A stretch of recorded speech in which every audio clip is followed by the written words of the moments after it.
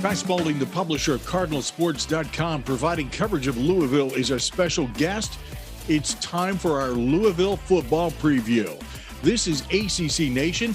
That's Will Ogenin. I'm Jim Quist. Welcome, Ty. Thanks for joining us. Absolutely, guys. Thanks for having me. Great to have you back. We're looking forward to finding out a little more about what's going on with Louisville football. And there's seems to be some very exciting things that are there. At least we can see them on paper. Whether or not it comes together, that remains to be seen. So we're going to get your thoughts on that. Here's my first question for you. Scott Satterfield is in his fourth year now. The guy who hired him, actually the two guys that were involved in hiring him, are gone. So that buffer is also gone.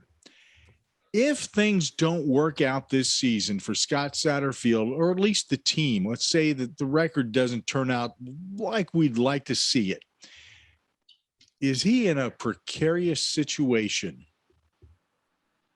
Well, yeah, a majority of the fan base, you could argue, wanted a change following last year. Louisville ended the season on a sour note, getting run off the field by their rival Kentucky, and then dropping a bowl game to Air Force. But Scott Satterfield is batting 1,000% in the offseason, and the fan base, to say the least, is back on board without seeing the team take the field. And he's done that in a couple different ways. He's put together a gigantic recruiting class in 2023 that's highlighted by a couple top 100 skill position players. But he's also done it with who he's hired to his coaching staff. The main hire that I'm looking at is Lance Taylor, who came over from Notre Dame, is the new offensive coordinator under Scott Satterfield.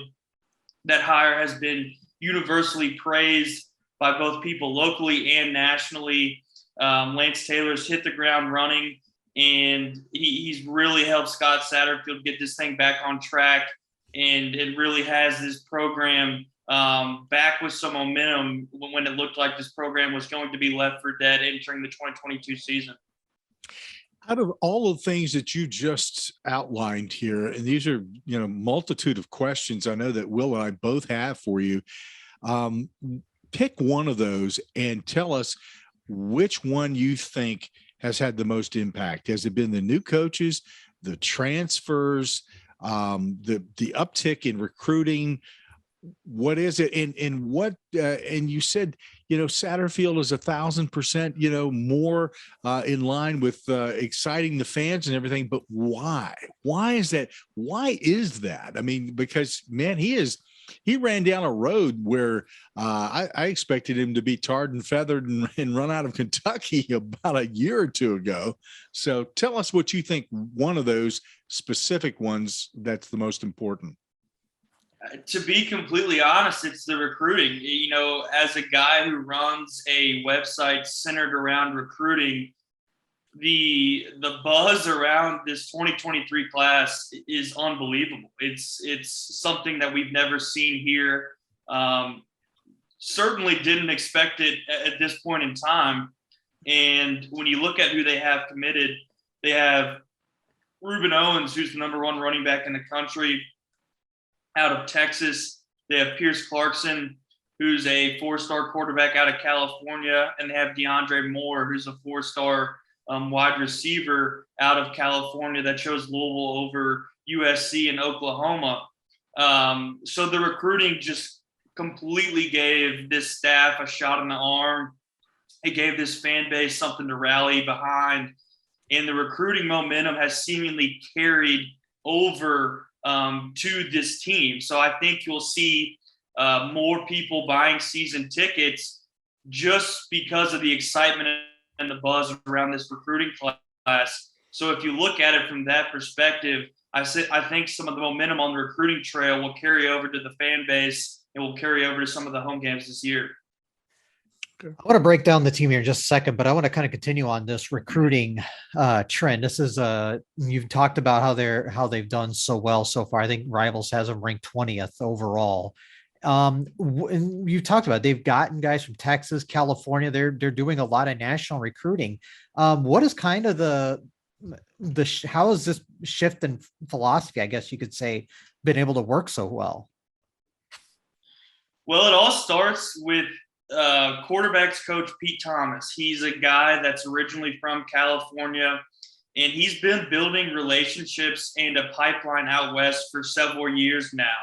He was able to finally strike with Pierce Clarkson to really get the ball rolling out on the West Coast.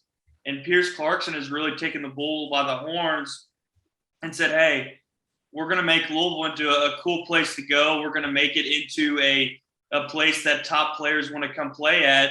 And he's done just that. He's brought several of his teammates from St. John Bosco on board.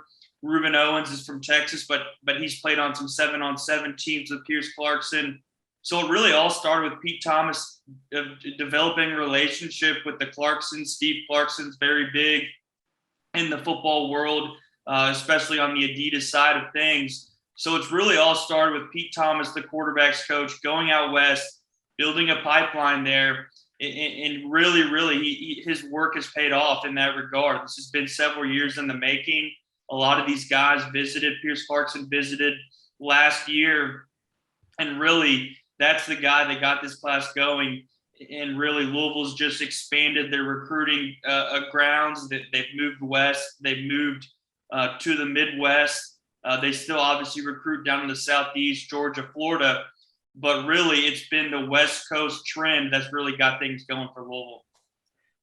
Okay, so most people always like to start with the quarterback, and obviously Malik Cunningham's a great quarterback, but I'll get to him in a minute because I want to start with the running backs because I feel like this is a really talented group of running backs with Jalen Mitchell and Trayvion Cooley who are back. They combined for over 1,100 yards rushing last year. They added Tyon Evans out of the transfer portal who had over 500 yards rushing last year from Tennessee. Is all this depth at running back kind of a way to take a little bit off of Cunningham, at least in the rushing game? Yeah, so I'm doing my position group previews right now, and I just got done with the running back position, and there's no other way to slice it but to give that group an A going into fall camp. You mentioned the guys that are back. Jalen Mitchell's kind of been the bell cow workhorse the last several years. Trayvion Cooley played all 12 games as a true freshman. And then Tyon Evans is a guy who is probably the most talented running back in the room. And everybody from down at Tennessee, you know, they say when his head's on straight, when he's healthy, when his head's in a good spot, he was one of the best running backs in the SEC. But towards the end of the season, whether it be grades, whether it be off the field stuff, he didn't play the last 5 games at Tennessee, entered the transfer portal, and now he's at Louisville. So the question around Tyon Evans is, can this Louisville staff get him in a good spot, get his mental and physical being in the right spot? And if it's all full board ahead, I think Tyon Evans is the best running back out of the group. Wow, that's impressive. But like you say, you know, there's a lot of backs. But I think the one thing that's really going to help this running back group is the offensive line is very veteran. I think all 5 starters that are slated to start this season have experience. So this can only help that running back group. Well, when you look at the offensive side of the ball, you got to like what you see. And you mentioned the offensive line. All 5 projected starters for Louisville have played a bunch of high-level college football. Starting at the center position, Brian Hudson, he came over from Virginia Tech. He's a guy that played a little bit of guard and center last year, but he's fully expected to take over the center position with Cole Bentley graduating. And he's a guy, as I mentioned, that's played at Virginia Tech. He played a good amount for Louisville last year. He's slated to slide right in there at center. Left guard Caleb Chandler is a guy that is very much capable of being a first-team All-ACC player. He's been named to several preseason watch lists already, and he's a guy that could have gotten picked in the NFL draft this past year had he decided to go. So you got him at left guard. You also have Trevor Reed, Adonis Boone, and Renato Brown, who all started the majority of games last year. So when you look at the running backs in the offensive line, you would think Scott Satterfield really likes what he has. And with Scott Satterfield, he's going to run those stretch zones. He's going to run the play action off of those stretch zones.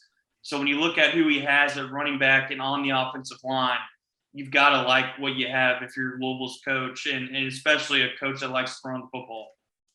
I'm curious about this wide receiver position, and well, obviously the tight ends as well, because obviously Marshawn Ford's back, and he's going to be in consideration for best tight end in the ACC with some of the departures. I think he was third team last year, but has a chance to be first team this year. But the wide receivers they got out of the transfer portal have a lot of experience as well. Dee Wiggins from Miami, Tyler Hudson over from Central Arkansas, but it's still a little bit of a question mark at that receiver position, though, isn't it? Yeah. So the receiver position is a group, if you're going to nitpick on the offensive side of the ball, that really has some question marks. Louisville got hit hard. The transfer portal can be a big help, but it can also hurt as well. You had Jordan Watkins transfer to Ole Miss. He was a guy who was going to start once again for Louisville. He's down to Ole Miss to play for Lane Kiffin. And then you had Alabama swoop in and grab Tyler Harrell right after spring practice ended. And he's down there with Nick Saban in Tuscaloosa. So those two guys were going to be key contributors who both departed.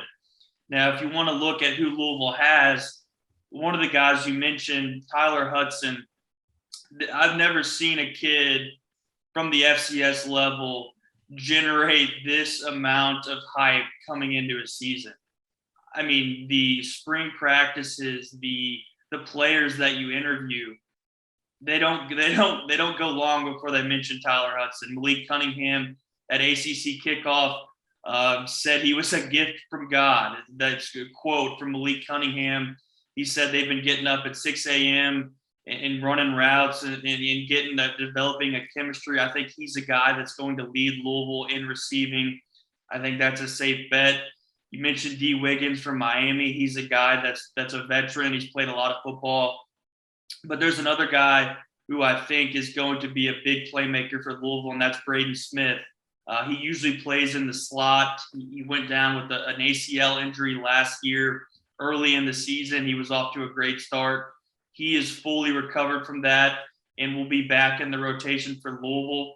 So I do think there's some nice pieces there, but like you said, there's some question marks as well. So let's get to Cunningham, at least on the passing side, because I feel like he obviously had a great season last year. We saw 2020 as kind of a weird year, but I think we're just finding out that 2020 was just a weird statistical outlier year for a lot of players and teams, both good and bad. But what does he need to work on as going into this season? Yeah, so if you talk to anybody on the staff, coming into last year, the goal was cut down on turnovers, and Malik Cunningham did that. He cut his interceptions in half from 2021 to 2022. Now this season, the big focus for Malik Cunningham has been hit your check down. We all know what he could do with his legs. We all know what he could do outside of the pocket. And he's still going to have the green light to do that. But he has a ton of playmakers in the backfield, those running backs that we mentioned, that the staff really wants for him to really check those guys out if his first two targets aren't open. See if the running back out of the backfield is an option before you take off. So that during spring ball, that was a huge focus. Trayvion Cooley is a guy who's really good catching the ball out of the backfield. And I think the staff really wants Malik Cunningham to hone in on staying in the pocket, going through your reads, and hitting the check down versus taking off and running. So that's really the one thing that you'll hear from the coaches is hit your check down before. That's something that's really been honed in on, and that's something that as fall camp rolls around, I think that's something that you'll hear more and more about. I want to get your impression of or your thoughts on this particular topic. It's something that as we've done our ACC+1 football previews so far, we're finding more and more teams are focusing maybe a bit more than usual on their running game, beefing things up a bit. Not that they're taking away from the passing game or that option game that a quarterback may have, like Malik does, but putting more and more into that running game. So that is a strong option for them. And one of the things that I've noticed that when we have those interviews, a lot of folks who follow us on YouTube will have comments in regard to, well, it's, football is college football and even the NFL. It's all about that quarterback and that quarterback who is mobile. But again, as I said, we're finding there's trend kind of going back to the running game. Give us your thoughts about that. Do you see anything there about the, trend, or is it just making sure that everything is beefed up across the line? So as you just mentioned a second ago, that there is an option out of the backfield or to run, et cetera. Well, yeah, I mean, from a Louisville perspective, Scott Satterfield is a run-first guy. He has an offensive coordinator in Lance Taylor, but make no mistake about it, Scott Satterfield calls the plays. And a big gripe from the fan base is that Scott Satterfield runs the ball too often on first and second down. That's been a big complaint from the fans. But that's who Scott Satterfield is, and that he's proven that works. He's had just incredible offenses dating back to his years at Appalachian State. And the staple of his offense, as I mentioned earlier, is that stretch zone off tackle. You're going to see a ton of that when you're going up against Scott Satterfield. And I think the reason that he's very, very honed in on getting the run game going is because he likes to take the deep shot off of that play action. So when you look around the ACC, and it sounds like some of the other schools are going back to the run game, I really think it has to do with the play action, because if you can get the run game going, you can get the safeties creeping up. That's when you take the shots down the field off of play action. And just from a Louisville perspective, that's been the bread and butter all through Scott Satterfield's tenure. He loves to run the ball. He loves to get things going on the ground, and then he'll take his deep shots off of play action. So I think when you look at it from a Louisville perspective, running the football is going to be a staple of the offense as long as Scott Satterfield's here. Ty, I appreciate you getting into that a little bit more and explaining that, because I tell you, again, some of the guys who comment and they make observations, and they've got great observations. Everybody has a viewpoint and a perspective on the game in general and their team specifically. And I hope this fleshes that out a little bit more for them so that they can see it from that side of things. They may not agree with it, but I think that you have to look at it from the way you just laid it out, is because if you're going to be an effective offense, you need to start, bringing that defense in and then striking. So that's a great explanation. Thank you for doing that. One of the things that I read in a preview of Louisville used a couple of words here that they felt were applicable to this team, and especially maybe on defense as well. Veteran, explosive, consistent. And I kept thinking about that, and I'm thinking everything that I'm hearing and reading about Louisville strikes me that this team has a lot of potential to sneak up and bite people in the rear. And the thing is, I've seen that in a couple of other teams this season too, that we tend to overlook people sometimes at our own peril. Is this a team that you think that other teams may be overlooking at their own peril? Yeah, I think the ACC media picks are supposed to come out tomorrow and Wednesday, and I wouldn't be shocked if Louisville was picked fourth or lower in that Atlantic division. But I think that would be incorrect. I think it's all going to come down to the defensive side of the ball for Louisville. And when you look at the defensive side of the ball, you have to like who they brought in through the transfer portal. Starting on the defensive line, a big hole that Louisville's had is they really haven't had a dominant nose tackle in that 3-4 defense that can command double teams. And really, they addressed that with Jermaine Lowell from Arizona State. He's a guy that 2 years ago was going to be a first-round pick. He was probably the best defensive lineman in the Pac-12. He tore his triceps, missed all of last year. And he was a guy that was very highly sought after. Florida, Oregon were all in on him, and Louisville won out. And at 6'4", 320 pounds, he's a guy that Louisville just hasn't had at the nose tackle position in years past to successfully run a 3-4 defense. I think he's going to be a guy that is going to be an instant impact difference maker for this defensive line. And so when you look at this Louisville team and the projections and where they're supposed to be, it's all going to hinge on the defense. They couldn't get stops when they needed it last year. They couldn't get pressure on the quarterback. But when you look at who they have coming back, they have Yasir Abdullah on the edge, who is probably the best pass rusher in the ACC this year. He had 16-plus tackles for loss last year. Monty Montgomery at middle linebacker is back from an ACL injury. He's a great pass rusher from the middle linebacker spot. Keitrell Clark at corner was also injured last year. He was just named to the Jim Thorpe watch list today, I believe. He's a guy that's an all-ACC cornerback. So I think this Louisville defense, it all hinges on the defense. But you're right, the projections are not going to be great for Louisville fans, but I think this is a team that, given where there's probably going to be projected to end up, I would say they finished higher than what they're supposed to be. One of the things you were just pointing out there, Abdullah is one of the key players there on defense. The linebacking core of Louisville is just killer. And we come back to those three words I used before that came from an article I was reading: veteran, explosive, consistent. And that's something that this team definitely is presenting.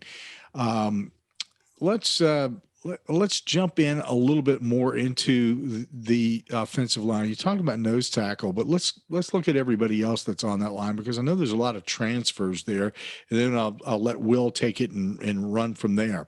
I also want to get to special teams. I have a question for you after Will finishes, and let's see if he poaches that question from me before we get there. Go ahead and grab that the defensive line and tell us a little more about it.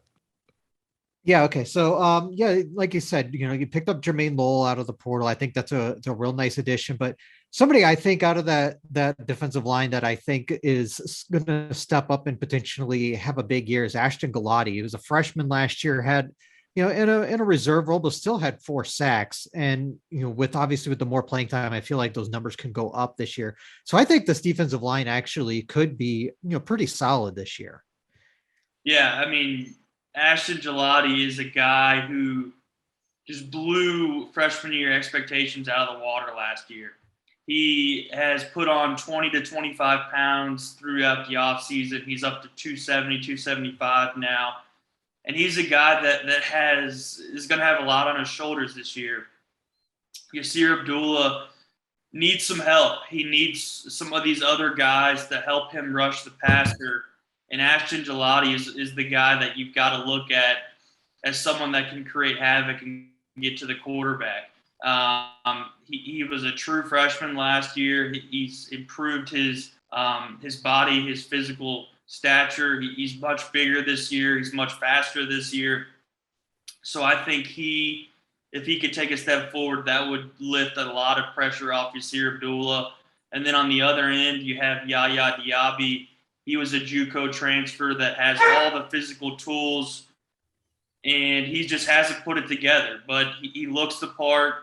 His he has a full spring practice with the playbook. So I think he's also a guy at edge that you could really look at with Giladi to step up. You talked about Abdullah, second in the ACC with 10 sacks last season.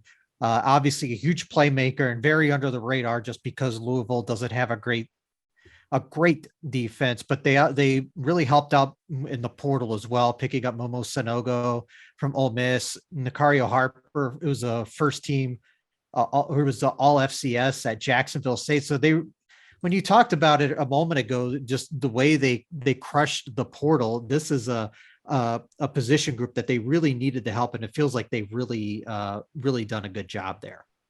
Yeah. Momo Sanogo is just as veteran can get.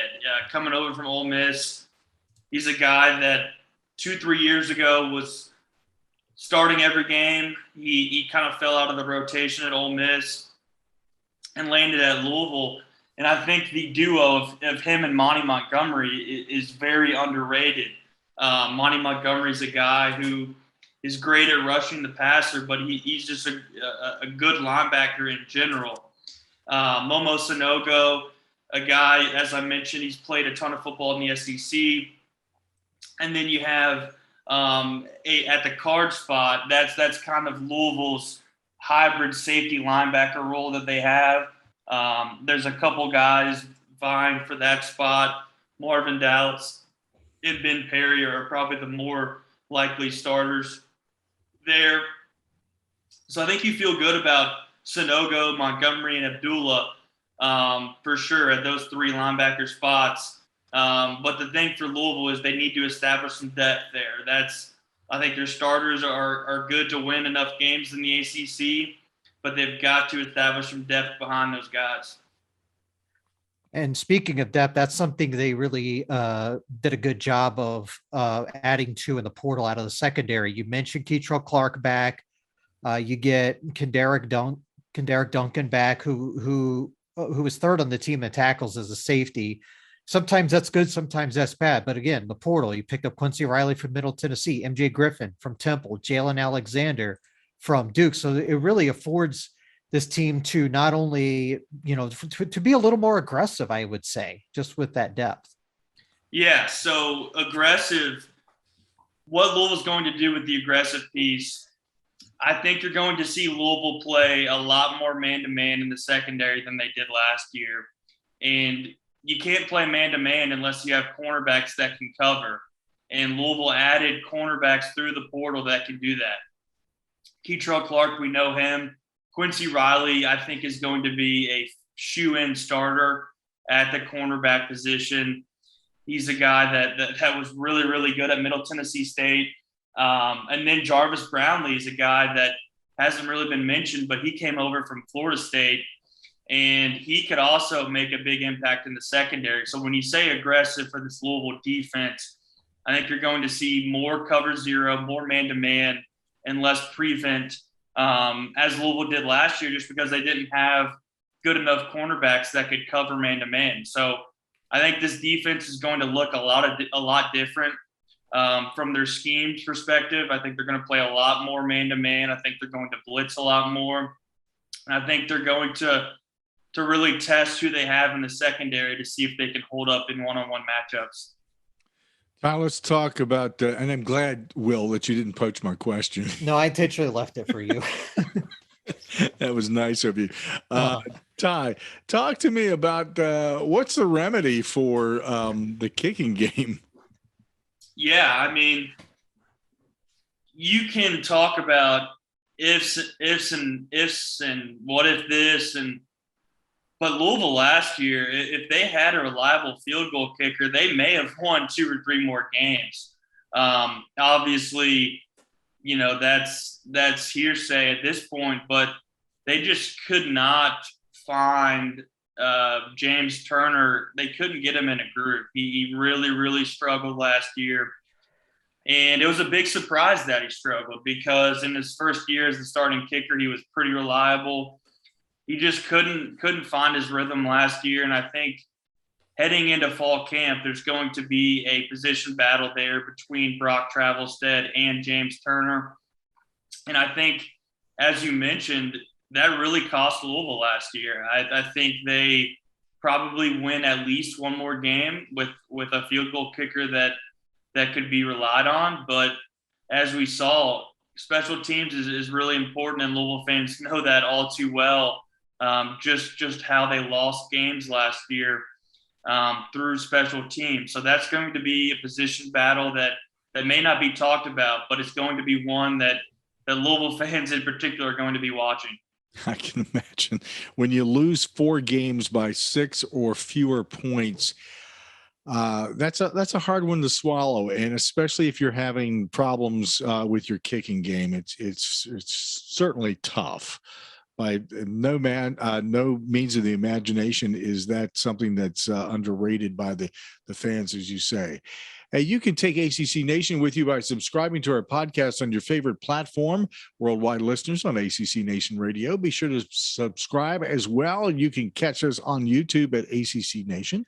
Like, subscribe, and follow us for the latest ACC +1 football previews and a lot more. Thank you so much to our special guest, Ty Spalding, the publisher of CardinalSports.com. Be sure to follow him on Twitter. And make sure that you subscribe to his site for the best coverage of the Louisville Cardinals. Thank you, Ty, for joining us. Thanks, Ty. Hey, thanks for having me, guys. Looking forward to college football season getting started. It's this really last week or so, I've really started to get that itch. Really started to really get that college football, really craving it. So we're only a couple months away, and I think Louisville's down to 40 days before they kick things off up at Syracuse in the Carrier Dome. So looking forward to another college football season in the ACC.